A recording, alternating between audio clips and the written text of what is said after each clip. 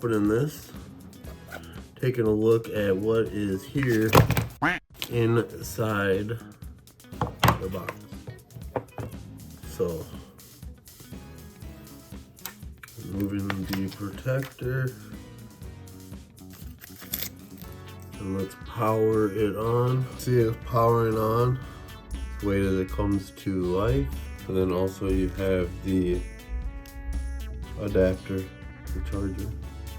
Here you go. The typical hello entrance screen.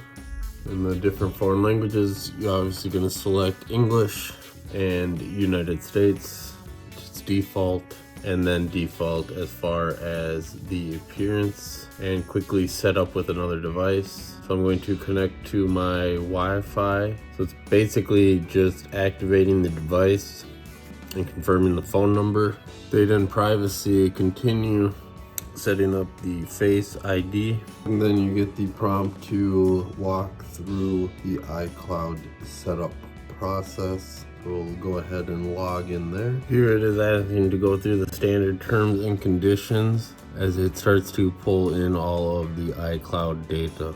Your location services as well. So that's being set up, and then it prompts to set up the Apple Pay dark mode, always dark.